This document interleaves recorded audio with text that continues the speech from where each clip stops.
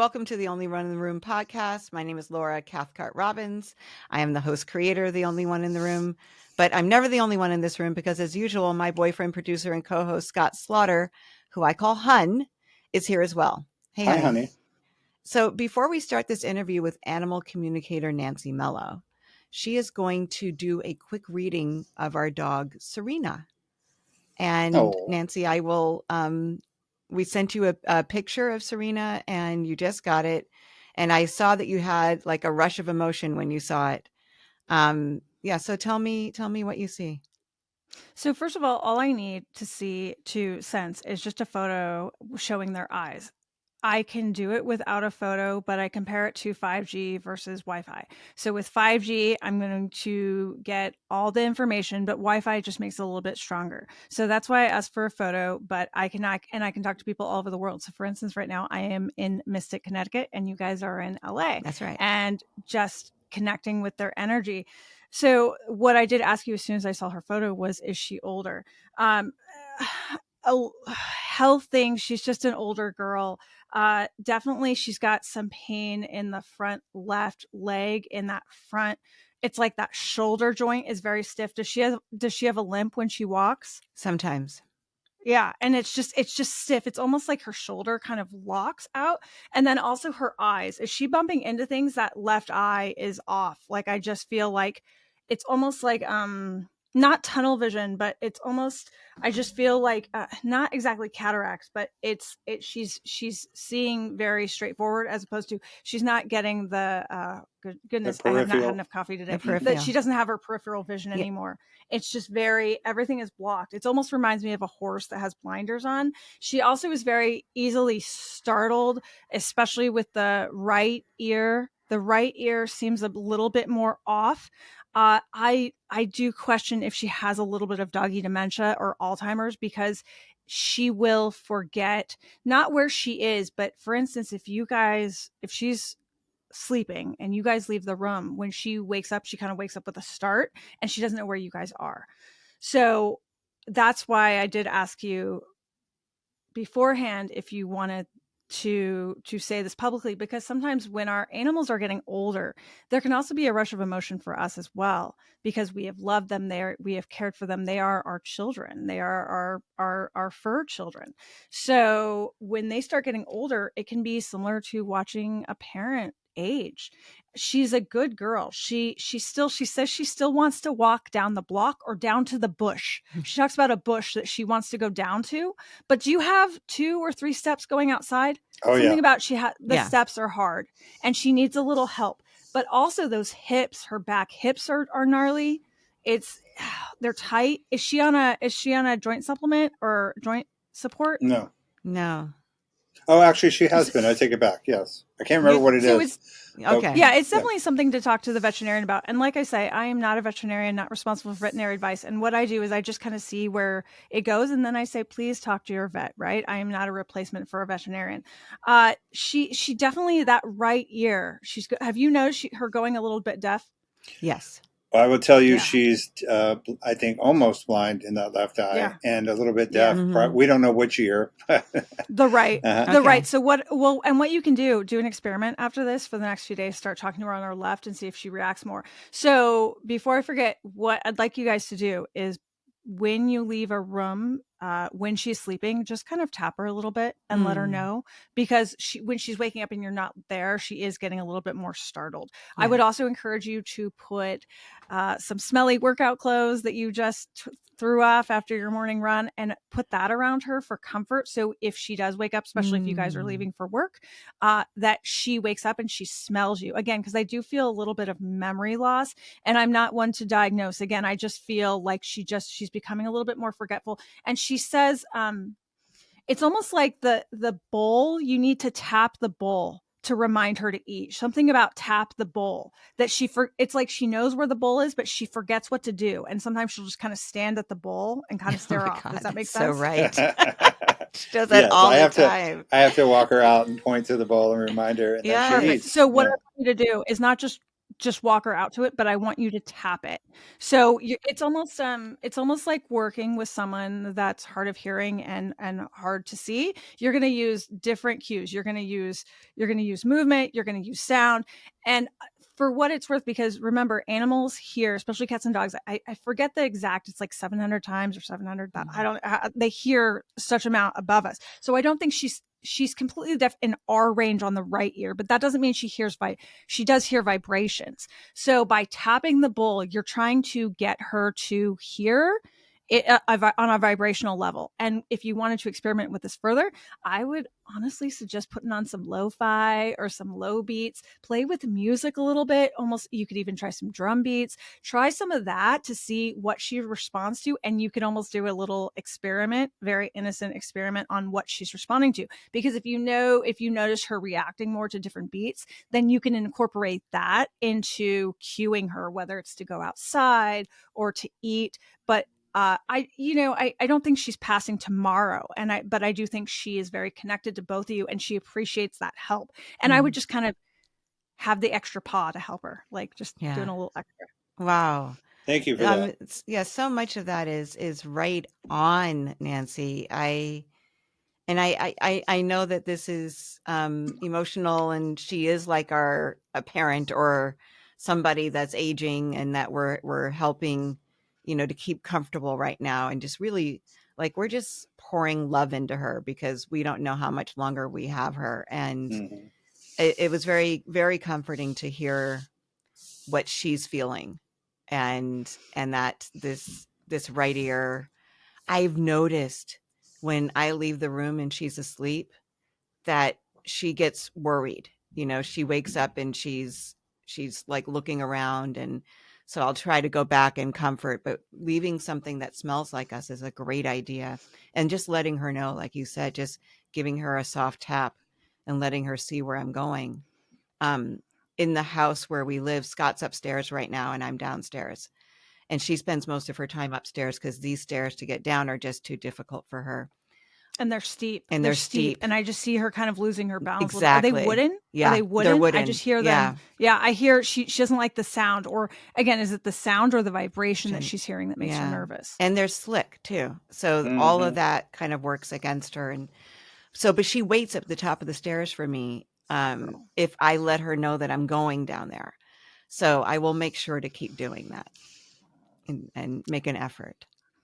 As our animals get older, and just animals in general, they have autonomy. They want the choice. And so by continuing to talk to her, and you go, well, what's the point, even if she's losing her hearing? Because they can hear different vibrations, and they can still see your mouth moving, and it's the little things. And that's why it's not just, well, she can't hear. It's okay. Well, let's see how much she can hear.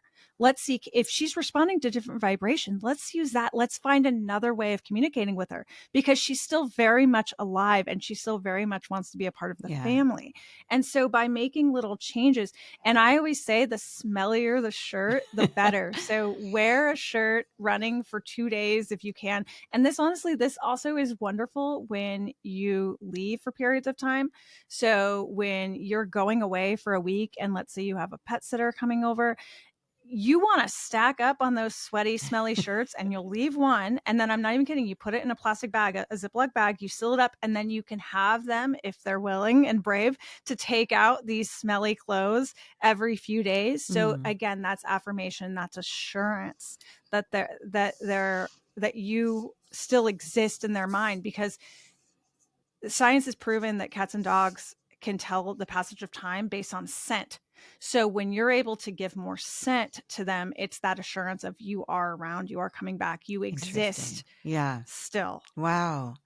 And yeah, her sister, this is the last thing I'm going to say about it, because I want to talk about you, but her sister, who was her sister and littermate for 13 years, and they'd never been apart. She passed away Thanksgiving 2 years ago, and she slept in her sister's bed for a long time afterward, because Scotty and I thought the scent was there and she needed that scent. So that makes complete sense. sense. I know. It's interesting. I just had a session today where I was talking to a past dog, and then the dog that actually they got another dog about 2 weeks after, and it wasn't. It was one of those things where, oh my gosh, there was a dog that needed help, and they got it. And it was interesting because the past dog said, well, they can use my bed. They can use my bed, and the client started laughing, and the client said, well, no, this new dog, they have not been in his bed. And the past dog identified exactly where the bed was, and she hadn't moved it. But this new dog could smell the dog that was there before, and it was almost respecting out of reverence. Right. Yeah. And so we worked on giving them permission. And so it's interesting how in your case, how it was almost like she was doing it out of reverence and going, I understand, I'm sleeping in the bed, I understand. Yeah. This is my place now. And it's interesting how that works. When my beloved cat passed after many years, I have another cat, and a couple days after my other cat passed, she jumped up and she slept right where he slept, and that's where she's been ever since. Yeah. And you'll see that a lot. You'll see either, okay, I'm going to respect that space and I'm not going to touch it, or they take a day, maybe not even sometimes a day, and then they go. And it's not like, oh, I'm over it, I didn't care for them. It's more reverence that they're taking that spot, that they recognize that's a spot that needs to be filled. Wow. So for our listeners, I really just jumped right into this, but we're talking to Nancy Mello. She is the host of Creature Preacher, which is a podcast for people who love animals, like so many of you do. We wanted her on the show because so many of our listeners love their animals and want to do better with them or want to know more about them. Nancy is an animal communicator and evidential medium. With experience as a speaker and podcast host, she works with individuals, pet owners, and groups to help with the growth of both the individual and their pet in a safe environment. She prides herself on the end-of-life pet work and helping pets with problem behaviors. Two really important categories of pets, right? Pets with problematic behavior that need some outside intervention, and then people who or pets that are nearing the end of their life. I wanted to just start by asking you, because I think on your site you identify as a clairvoyant. Is that correct? Can you tell us what that means? A clairvoyant is simply I can tell the future.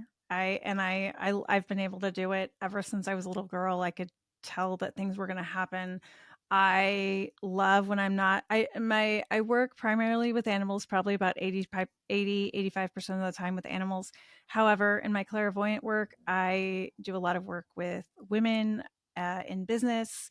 I work a lot with just in individuals, especially in anxiety based and depression based. I remember I am also suffer from depression and anxiety, and in my darkest points, I always wanted someone to tell me it was going to be okay. Someone with that higher knowledge, and of course, those of us that are intuitive, we it's very hard to trust our own feelings on things, and so knowing that I can help someone else just go, I know you're having a hard day, a hard month, a hard year. This is what's ahead, and be able to give comfort to people, because depression and anxiety are such a huge struggle. And oftentimes it is lifelong, where we're feeling good, but then little things can kind of take us back. And so I really enjoy being able to help people and also predict, okay, this is when it's going to get better. I do a lot at the end of each year. I'll do what's called a year ahead reading. And every year I do it a little different, and I offer it. This past year, I think I did 60 2024 readings. And I kind of just said, here, tell me somewhere to focus on, and I'll tell you what it looks like ahead. These are the months. And it's not really like, okay, on this day, it's going to be blah, blah, blah, but maybe finances are going to be hard until about June, and then things are going to pick up, or whatever. Things are going to be hard. And I find that just giving people that little bit of hope can go a long way. Yes. And hope is contagious. It's absolutely contagious. And just knowing, okay, it's going to get better. And then when you start to see it better, I love those emails and those DMs that come in. Oh my goodness, it's happening. Things are coming. I also, as a side note, and I just did a TikTok on this, and it was really exciting because I don't get to do it a lot. I love working with real estate. I love helping people sell their homes and buy a home. Like, what do we want to offer our home for? What do we need to fix? What are they going to be looking for? That's really fun. I don't get to do that enough. So if you're in real estate, yes, DM me.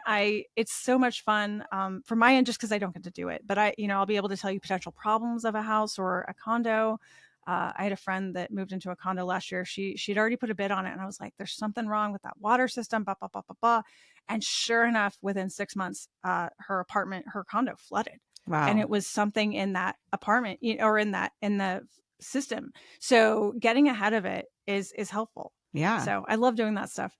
That's like, that could be, I mean, I'm sure there are, but that could be a whole nother career as a real estate clairvoyant, just to be able to tell people whether or not they should buy, or if the price is, smart, or whatever it is. I love that. Yeah. It's just fun. I wanted to just go back a little bit, because you said that you've been able to do it since you were little, and this is what you do for your career now. When you were little, did you just read? Did you just, like, was everybody read in your purview? And then now, do you ask permission before you read people, or do things just come to you? Like, how does that work? So I was raised Catholic, so we could even just pause there. So some of my first memories are, I had a grandmother that passed young, and when I was able to hear her, and she was talking about some toys that she had given me as her last gift, and animals seemed to come to me. We lived on 7 miles from the nearest town, and a dirt road that spanned a mile to get to this county road, and animals found their way back. People would drop off their animals, and they always seemed to find their way to us. And even my mom, who even to this day is quite the skeptic, said, "Nancy, I don't know what is going on, but these animals, like, as soon as I entered the family 9 years after the first child, these animals are just coming to us. Like, what is going on?" So it was, my abilities were stunted, I will say, through religion and through small town USA. Since doing this professionally, I find that I only, and when I decided to do this professionally, I've been a military spouse for over 5 years, and I was definitely trying to play the part that I thought I was supposed to play. I'd gone to college and all this stuff, and I was a happy military spouse, and I realized if I could help one person, if I could help one pet, I was so hesitant, because the role models in psychics were Sylvia Brown and others, and I'm not woo woo. I'm very straightforward. I'm very to the point. I was born and raised in California. However, we've been in New England for 10 years, over 10 years, and I really am very New England. I'm very to the point. When I decided to do this professionally, I made a code of ethos that I absolutely follow every single day of my life. And number one is, I never approach someone and ask about sessions. I never approach someone. I never break that. That is, I will never DM you. You have to come to me for a session. I will not say, book a session. That is not me. If you win and if you're ready, you can book. There's no pressure. Number two is, I do not talk about sessions online. I do not talk about my clients. I do not talk about what I talk about without the express permission of that client. I do not name drop. I am happy and grateful to work with people from all walks of life, but that information is sacred. I also, when I call it turning off. After I am finished working tonight, I turn off, and I'm going to go watch some Real Housewives. I joke that I relax by watching Housewives, crappy reality TV, or not so crappy, because there's some good reality TV. If you guys haven't watched Traders, that's some good reality TV. And I work out, and that's how I stay sane. But I absolutely, when I am on vacation, when I am not in a session, I am not sensing unless someone expressly asks me to. So for instance, I was walking my dog today, and I had a friend call, and she had a question, and immediately I can turn into what I call psychic Nancy mode, or animal communicator Nancy mode. And then I'll say, okay, now I'm going to turn into friend Nancy. And that means I'm turning off. And when I turn off, I'm going to be friend Nancy advice. I'm going to be the loving, wonderful person I hope to be, I aspire to be, but I'm not going to be using my spidey senses for that. So I definitely make a clear distinction, and I have boundaries. With that, I find that it's really important to respect other people's boundaries and their pets. So for instance, people say, "Oh, do all your neighbors know?" No, absolutely not. And I hope they don't, because they'd probably be coming to me. No, I like to say I live a fairly normal life, and I absolutely dance like Elaine from Seinfeld. I love to dance. So that is all just about getting the anxiety out. Like, in between sessions, I used to just, I was listening to some Daft Punk earlier, some Fatboy Slim. Like, I'm all about like just shaking it out and moving my body. And I find that really releases a lot of tension. So in short, I have a very protected space where I work. And outside of that, I am the auntie that gets down at the weddings. Yes, I love that. Yeah, thank you for explaining that, because that's, for someone who's not an intuitive, that's hard to picture, like how one does that. I believe that Scott is also an intuitive, and he'll talk to you a little bit more about that, but I don't think I fall into that category. You have found a lot of pets over the years. I have 123 down here. Is that about right, do you think? Somewhere in that ballpark? I mean, I've honestly lost count after that. I don't keep count anymore, but yeah, it's over that now. I just, and I have, if you're watching on video, I have some of the pets that I've helped, and on the back of my wall, I've got some of them. That's so great. Yeah. As my inspiration. There's one article that's behind a paywall, so I couldn't read the whole thing, but the headline was, "Her car was stolen with her cat Washington inside." Post. Yes, that's from the Washington this Post. Lovely lady right there. Yes. And it says, here's how she got her 19-pound calico back. Can you tell us that story? It started as kind of I think for me, an ordinary missing, stolen pet. It was a woman contacted me and said my cat was stolen in my car, that she was driving, and this is during COVID. She was driving, I think, from New York to DC, and she stopped her car, and the car was stolen, I believe in Jersey.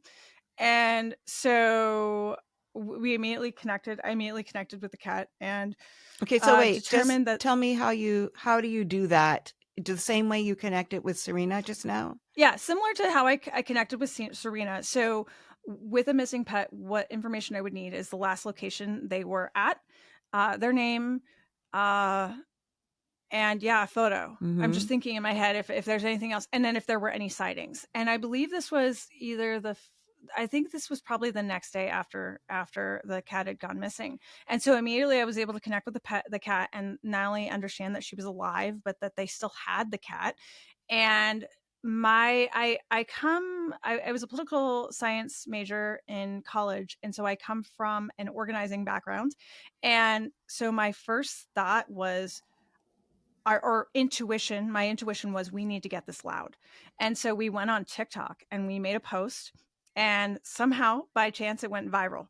So we had all these people, because I knew that my intuition was we had to make a lot of noise to get this cat home, that we needed to raise as much hell as we could in a short amount of time to get this cat.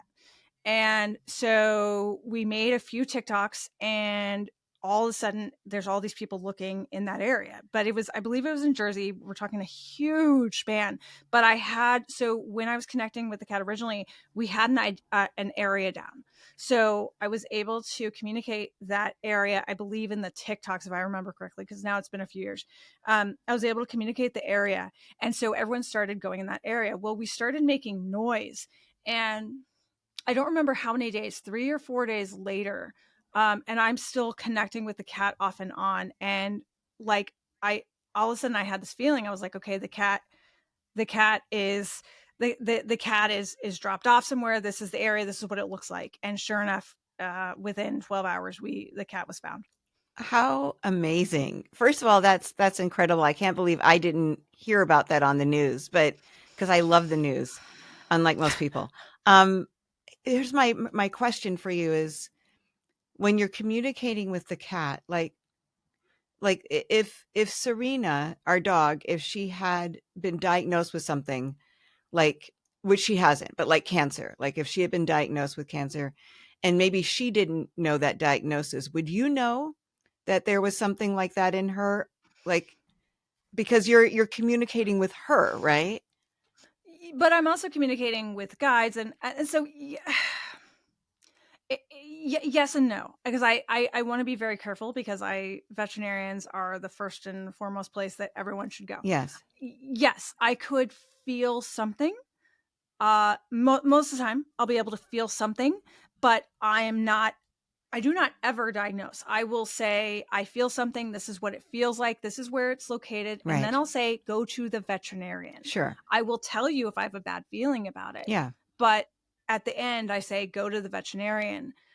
So for instance, I had a session today with a dog, and I could feel some tenderness, and I could feel that something had been taken off, and I felt like it was a cyst or something. It turned out he had a tumor, and it had been taken off. So I could feel that. Yeah. He also was mentioning, I didn't know this, but he said that his skin burned, that something had burned, and it turned out he had chemo. So it's stuff like that. So so animals will describe symptoms to me, or feelings in the body, and what it feels like. Pressure. Does it hurt? Does it burn? Does it feel like it's getting bigger? Is it smaller? Is it soft? Is it hard? So I will give these descriptions to you. And then I say, go to the vet and say, this is how your pet has been acting. If you want to say you've talked to an animal communicator, go ahead, but go to the vet. Mm-hmm. And then it's always hand in hand. So with this calico, though, because you're communicating with the calico, who probably doesn't know where they are, I would imagine, because they've been stolen and they're in the back seat of this car. How do you only know what the calico knows? Like where I'm able to get names of streets. I'm able to get know locations. Yeah, and this is where the psychic sense comes in. And is it my guides? Is it the universe? I'm honestly not sure. I remember very early on in my career, I was talking to a dog that was missing just a few hours, and the dog kept saying vines, vines. I see vines, and so I kept saying vine, vine, vine. Like an hour later, the dog was found on Vine Street. Yes. So sometimes is it the thing or is it the street? And this is why, like when I'm working with a missing pet, I say, okay, this is the word I'm hearing, or this is the sound I'm hearing. Let's go on Google Maps together. Right. I will ask for a street address only after I've done sensing. So with this cat in particular, I did see where it was. I could feel an area, and I forget exactly. Again, this is a few years ago. Exactly like how big it was, but I could see it was an empty lot. I described what was around it, and then we just got people to look in those areas where we felt it. Right. I love that story, but I also loved, because we've only been talking about cats and dogs, you and I, but there are other animals that you communicate with. We had 2 bearded dragons that we were taking care of for my son, who's now taken them back, and he's taking care of them, which is lovely. I always wondered what they were thinking, because they seemed to go like, like kind of cock their heads to the side when I talked to them, but I couldn't really see. It wasn't like talking to a dog or a cat. Like I didn't get that same kind of response from them. Certainly my kids had goldfish and betta fish growing up. And I know that you have experience with a beardy, which might have been named Beardy. Was that right? So I had a bearded dragon growing up, but I've worked with beardies quite a bit. Yeah. I've worked with skink. I've worked with fish. I love working with bearded dragons. I've worked with fish. I worked once, and I was like, this would make a great children's book. But there was a fish and a snail that were friends. They were actually friends, and they were cohabitating together. So the fish would like let food drop for the snail. Really beautiful story. So yeah, no, I've worked with snakes. I'm just trying. I've worked with spiders, like the big spiders before. Yeah. Wow, oh yeah. Wow. And it's all about level of consciousness. That's how I see it as. So with horses, cats, dogs, parrots, they're going to have a level of consciousness. So they are going to give me words and images, whereas something like a spider is going to give me more images and less words, but they're still going to be able to communicate. I like such and such. I don't like this. I don't, I remember there was a skink that, so they didn't understand what a TV was. They just knew there was images. And something about, I want to watch the images, and something was blocking it. And it turned out there had been a plant that the person had just put in front of their enclosure, and it had just happened like a few hours, and they're like, oh my God, so that the skink knew that something had changed in front of it. And even with its limited vision, knew that there was something beyond that it liked to watch. Right. And then there was one thing that I read about, which was a gopher who was tearing up somebody's yard. Do you don't know what I'm talking about? I'm just trying to remember. What was the story? It says, well, let me just tell you. It says a bearded dragon named Beardy, an unnamed, groundhog. A groundhog that was tearing up a yard. Yeah. No. This was a groundhog in Pennsylvania. And the person was trying to get it things that it likes. So it stopped eating up its vegetables. And the groundhog wanted what was in the ground. It was fresh. The groundhog wanted the fresh stuff. And absolutely was not taking the hands out of what the person was trying to give it. So yeah. And then I just worked with a porcupine in New Hampshire, and this porcupine, it's For One's Wildlife is the name of the rescue. And I originally worked with the porcupine back, I believe, in December, and it was an injured porcupine. And she said, Amy, who's the owner of For One's Wildlife, she said, Nancy, this porcupine, like, it's injured. Can you just tell me a little something? And I said, he doesn't want to leave. And she's like, what do you mean he doesn't want to leave? He's leaving. Come spring, he's gone. And I'm like, no, he says that he's getting his food easily, that he's not leaving. And he had this injury that wouldn't heal. And she kept saying, well, we're going to get it healed, and then he's out of here. Like, and it was just Amy going, no. Like, we, he's going. So a couple of weeks ago, Amy messages me, and it turns out the porcupine has to stay with her because he had an injury and it hadn't healed. And so the veterinarians that evaluated him said he was unable to return to his environment. And so now the porcupine is now wonderfully at For One's Wildlife for the rest of his life. And she was just cracking up, and she said, I told you, or I said, I think I told her, I told you, he wanted to stay. I believe his name is Peekaboo. I forget. There's a porcupine and there was another squirrel at the same time, but this porcupine was absolutely like, no, I'm not leaving. And sure enough, he's not leaving. So, good for him. He found a way to make it work. He was just like, no, I'm getting my food this way. It's easy. I don't want to be out there fighting for food. Like, that was basically his, that was his personality. Why not? I totally understand that. I don't think, I'm trying to remember if I've ever seen a porcupine in real life. I don't think I have, but that's really, I mean, what a cool variety of conversations, or whatever they are, ways that you communicate with animals that you get to have. And I know you mentioned that the woman with the calico in her car that had been stolen called you. Was she somebody that you had talked to before? How did she find you? All. I don't even remember, to be honest. I'm not sure. She just messaged me and she said, my cat's missing. And I said, oh, okay. And she said, and it was stolen out of the car. And I said, oh, shoot. Mm-hmm. Okay. Might have been a little bit more explicit than that, but okay. Because stolen animals like that, I just knew as soon as I heard, I was like, we got to move right away. Yeah. Because it was stolen. Like, I knew the only chance of getting this cat back was to. So I would imagine, though, with most missing animals, there's a ticking clock, right? It's like you want to, absolutely. Yeah. So if people contact you right away, because I know that you found cats not just kind of all over the U.S., but in other countries as well. Mm-hmm. Well, our territory, Puerto Rico, so the U.S. territory, Puerto Rico, but Switzerland, Dubai, Athens, Dubai, Switzerland, Athens, which is Greece, Philippines, Kenya, somewhere in Kenya. So even if you're not familiar with the territory or the terrain or the climate, absolutely, you can still get the same impressions. Because it's just images. I don't 99.9% of the time, I don't know what I'm seeing.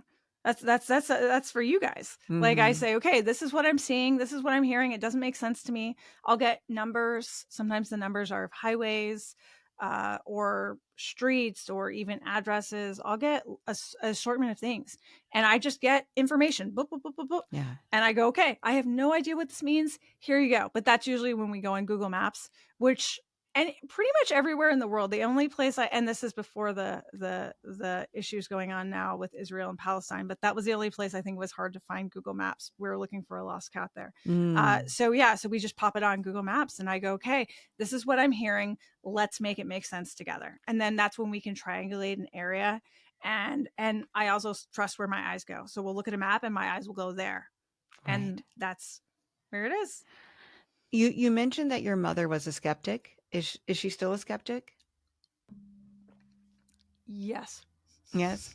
Can you talk about that a little bit? Is it weird for you? I think no, it's not weird. I think it's just I think when and I absolutely respect it. I welcome skeptics. I love it. I think when you grow up in religion and with a certain set of this is what is possible. And I remember when I was very young, my mom used to say that the mind can create many things. So I would tell her things and she would say, that's nice, but that's your mind. That's your mind creating it.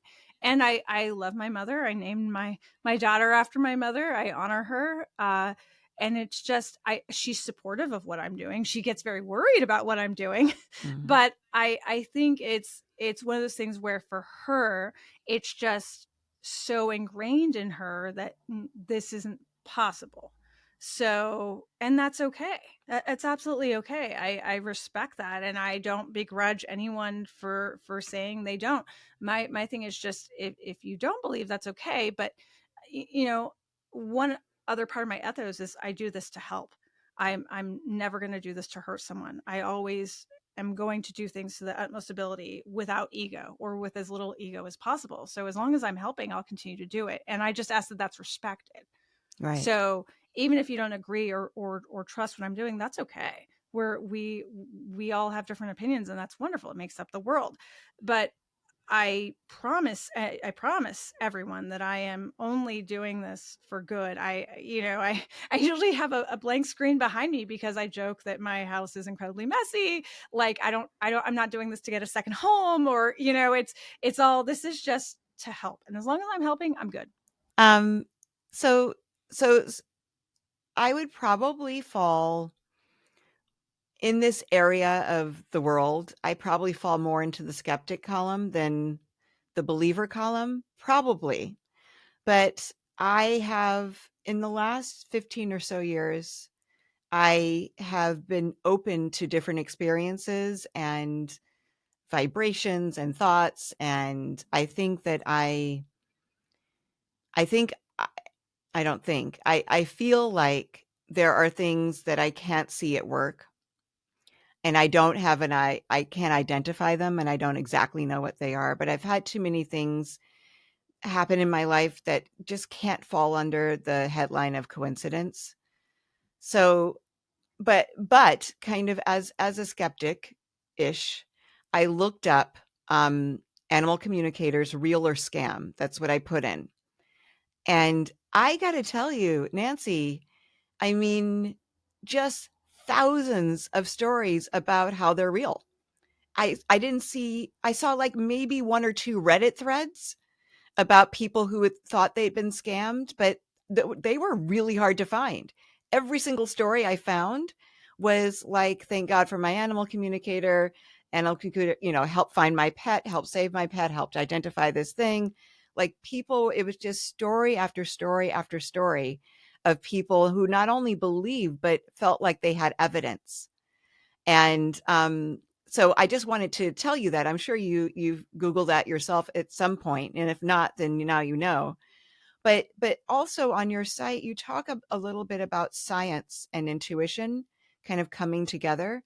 Because like this feels like evidence-based, right? These people who had this experience are now coming forth with their evidence that it worked. Can you talk a little bit about that melding that you like to see and kind of what your pursuit of it is? Sure. So the top professions I work with, my clients, are actually doctors, veterinarians, nurses, healthcare, or scientists. Actually, those are the top people I work with. And I always like to pick their brains. Why are you coming to me? And every single one of them has said, we see things we can't explain. My most fascinating conversation was actually with a neurosurgeon, a brain surgeon. And I was like, please tell me why. And she said that the reality is that the brain is only about 5 to 10% understood. She said the reality is we have no idea how the brain actually works. She said we know how the heart works, we know how all these other things works, but she said we have no idea how the brain works. And she really believed that psychic abilities, communication, was a holdover from our hunter-gatherer days, when we all had these abilities to survive. And over time, as we became more into communities, that these were shut off, essentially. I do believe there's a genetic component as well, and it runs on both sides of my family. I welcome the scientific community, and I really welcome research. And if you follow me on social media, I love posting about the latest research of the things I hear, and then they're coming into fruition, or just in general, the study of the brain and brain waves and all that stuff. And the exciting thing is, even in the time I've been doing this, I've seen science just, we are continuing to understand. And like my retired active duty sailor of a husband says, we all are afraid of what we don't understand, but science just hasn't explained it yet. That's how he reasons what I do, is that science just hasn't explained it yet. What I love about this podcast with Creature Preacher is that not only am I talking to cats or dogs, but there's a very exciting episode about Jonathan the tortoise. Jonathan the tortoise is the oldest living land mammal alive. Oh. He is close to 200 years old. And I was speaking to him and his veterinarian, his person. And what was fascinating to me is that through this beautiful conversation, Jonathan was telling me stories of 150 years ago. He was telling me feelings and images. And what was fascinating is the veterinarian was able to correlate all of these things that Jonathan was saying. And you'll have to listen to the episode. When I say it was life-changing, it's beyond, because I remember just getting off and going, oh my God, there were so many parts of that conversation where he was literally describing history, things that happened in historical context in that part of the world. Jonathan lives on this remote island off the coast of Africa, and he was describing images of people. Now, I love history, but I have no knowledge of that side of the world. And so to be able to hear things from him, and again, say, I don't know what I'm hearing, this is what I'm hearing.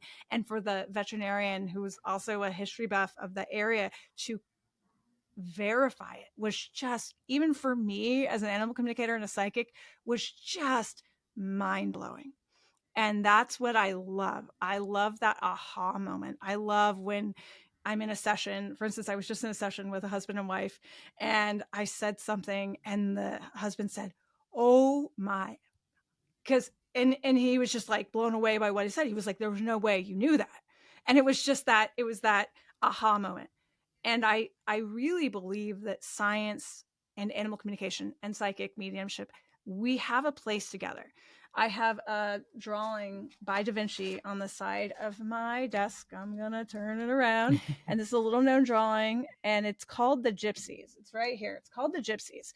In the 1500s, 1400s, in Venice, there were gypsies, and they were known as pickpockets. And in the photo that Da Vinci drew, in the Da Vinci of the drawing, that in the drawing, Da Vinci was making a political statement because the gypsies were kicked out of Venice. And even just how it came to me looking at that picture was just, it was a chance in itself. It was meant that I was supposed to see that photo. And I took a photo of the picture to remind me that there will always be people that will take advantage of others that have these abilities. But there have also been people with these abilities for as long as human existence. And we are not just in this profession. We are not all psychics. We are teachers. We are doctors. We are veterinarians. We are plumbers. We are bartenders. We are house cleaners. We are from all walks of life. And not all of us with these abilities are meant to do this. For instance, I kicked and screamed against doing this for 30 plus years because I wanted to live a normal life, and I didn't want to be another psychic because I didn't think I fit that mold. And so I think with Creature Preacher, what we are trying to do is really dispel what psychic is, and it really share the stories of not just tortoises and cats and dogs, but tell a story and understand that all animals are autonomous. Yeah. Well, first of all, we will definitely be listening to the episode with Jonathan for sure. I think that's entirely fascinating. And I wanted to ask you, we did get another reading for Serena, and they weren't as accurate as you were. So do you feel like some communicators communicate better with certain animals, or some are just better at communicating?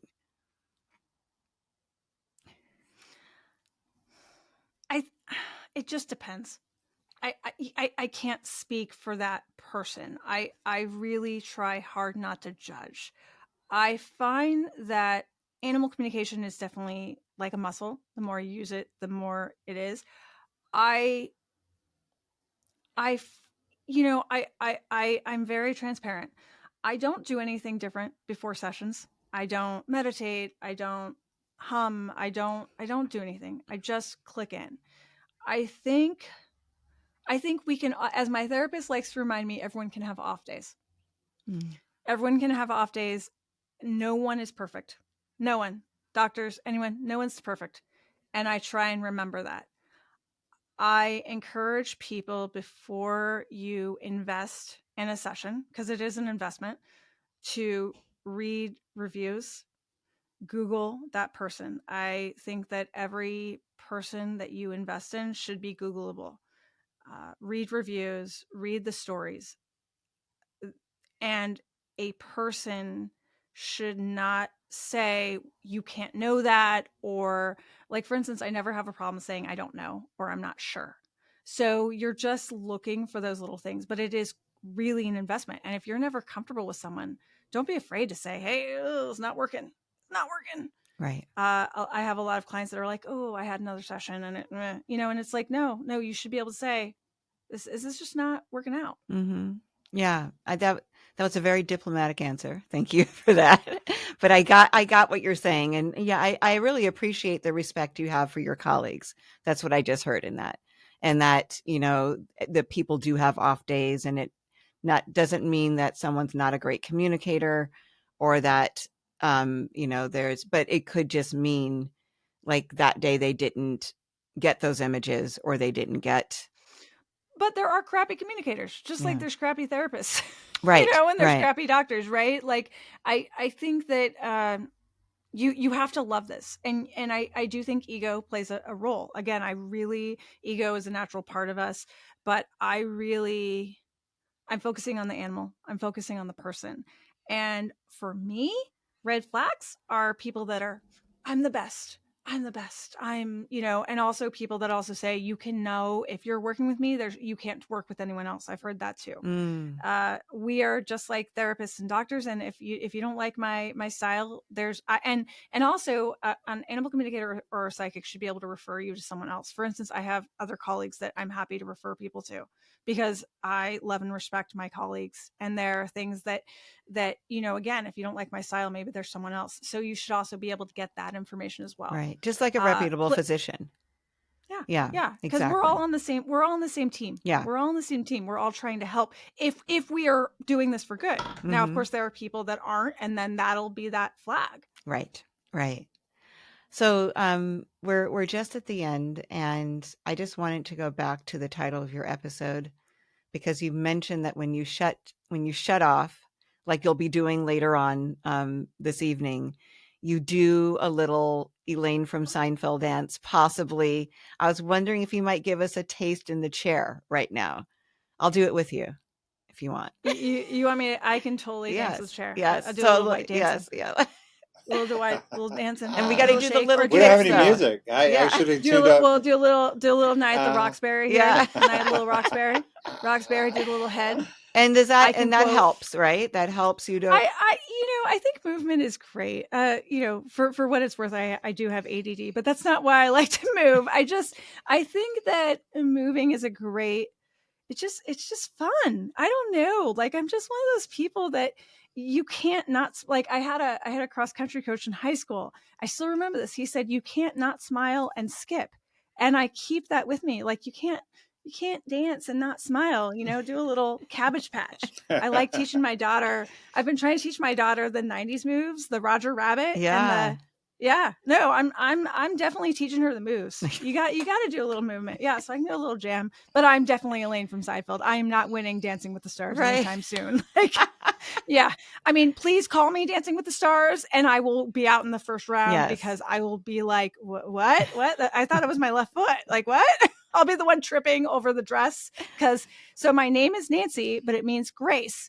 And I have that tattooed on my back because I'm the opposite of graceful. I trip over everything. So I'll be tripping. But see, I love when people dance anyway.